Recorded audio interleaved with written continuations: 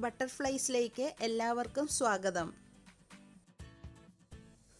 പുട്ടുപൊടി വെച്ച് വളരെ എളുപ്പത്തിൽ എങ്ങനെ നമുക്ക് നെയ്പത്തൽ ഉണ്ടാക്കാം എന്നതാണ് ഇന്ന് കാണിക്കുന്നത്. ഒരു മീഡിയം സൈസ് ബൗൾ എടുത്തിട്ട് അതിന് 2 പാത്രം പുട്ടുപൊടിയാണ് എടുത്തു വച്ചിരിക്കുന്നത്.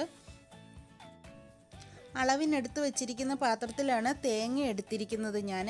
അപ്പോൾ 1 ബൗൾ തേങ്ങ, ഉപ്പ്, കുറച്ച് സവാള, ആവശ്യത്തിന് ജീരകം അല്ലെങ്കിൽ പെരിഞ്ജീരകം, സൺഫ്ലവർ ഓയിൽ, തിളച്ച വെള്ളം. ഇനി നമ്മൾ എടുത്തു വെച്ചിരുന്ന പുട്ടുപൊടിയിലേക്ക് ആവശ്യത്തിന് ഉപ്പ് ഇട്ട് കൊടുക്കാം.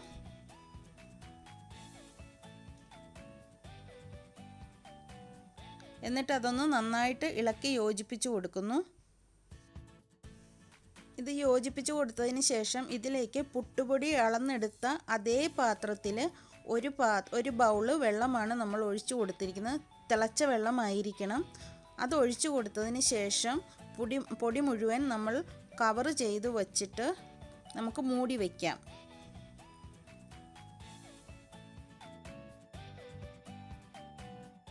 മിക്സിയുടെ ജാറിലേക്ക് തേങ്ങ എടുത്തു.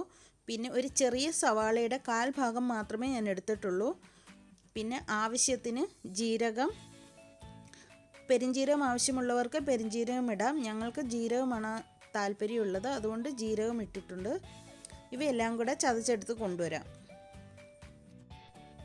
ഇനി നമുക്ക് പൊടിയുടെ മൂടി തുറന്ന് അതൊന്ന് ഇളക്കി കൂട്ടി എടുക്കാം. ഇപ്പോൾ തിളച്ച വെള്ളം ഒഴിച്ചിരുന്നിടത്ത് ഇപ്പോൾ അതിൻ്റെ ചൂടെല്ലാം കുറഞ്ഞിട്ടുണ്ട് കുറച്ച്. നമുക്ക് കൈ കൊണ്ട് ഈ തേങ്ങ ചതച്ച് കൊണ്ടുവന്ന കൂട്ടുകൂടി ഇട്ട് നമുക്ക് നന്നായിട്ടൊന്ന് മിക്സ് ചെയ്തെടുക്കാം. ഇനി ചതച്ച് കൊണ്ടുവന്ന തേങ്ങയാണത്.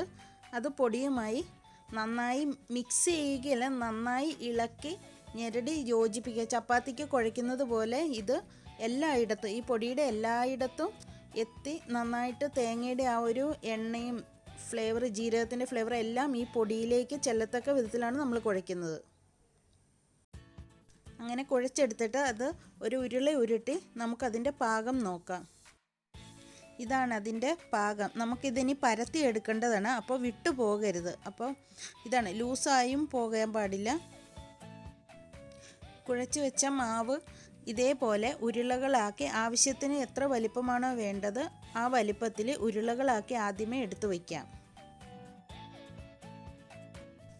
വളരെ എളുപ്പത്തിൽ നമുക്ക് നെയ്പത്തൽ പരത്തി എടുക്കുവാൻ വേണ്ടി ഇതുപോലെ 2 ഓയിൽ പേപ്പർ അല്ലെങ്കിൽ 2 പ്ലാസ്റ്റിക് പേപ്പർ കട്ട് ചെയ്തെടുത്ത്, അതും അല്ലെങ്കിൽ വാഴയിലയോ മറ്റെന്തെങ്കിലും ഇല, അത് ഒട്ടിപ്പിടിക്കാതിരിക്കുന്ന എന്തെങ്കിലും എടുത്ത് ഒരു ഉരുള ഒരു പേപ്പറിൻ്റെ മുകളിൽ വയ്ക്കുന്നു.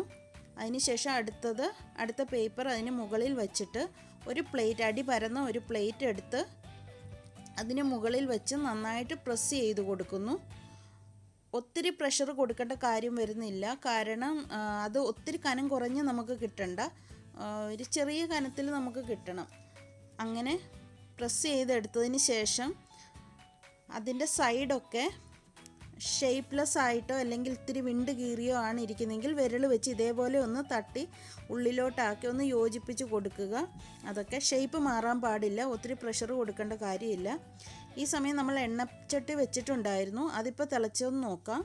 ഇതാ തിളച്ച് നല്ല പാകത്തിന് ചൂടിലായിട്ടുണ്ട്. അപ്പോൾ അതിലേക്ക് നമുക്ക് പരത്തിയെടുത്ത മാവ് ഇട്ട് കൊടുക്കാം. ഇത് കണ്ട, ഈ കനവേ ആകാൻ പാടുള്ളൂ.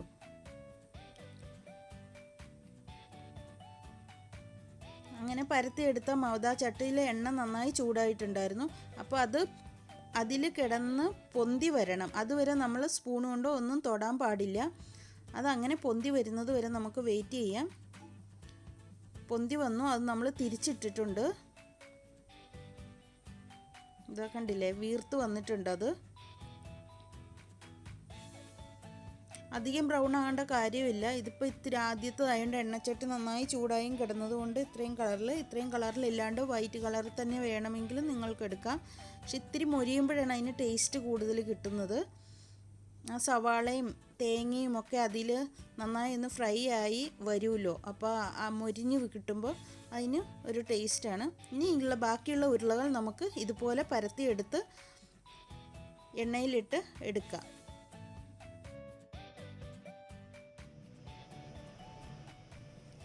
അങ്ങനെ നമ്മുടെ നെയ്പത്തൽ റെഡി ആയിട്ടുണ്ട്. എല്ലാവർക്കും ഇഷ്ടമായെന്ന് വിശ്വസിക്കുന്നു. ഇഷ്ടമായെങ്കിൽ ലൈക്ക് ചെയ്യാനും സബ്സ്ക്രൈബ് ചെയ്യാനും ഷെയർ ചെയ്യാനും കമൻറ്റ് ചെയ്യാനും മറക്കരുത്. Thanks for watching.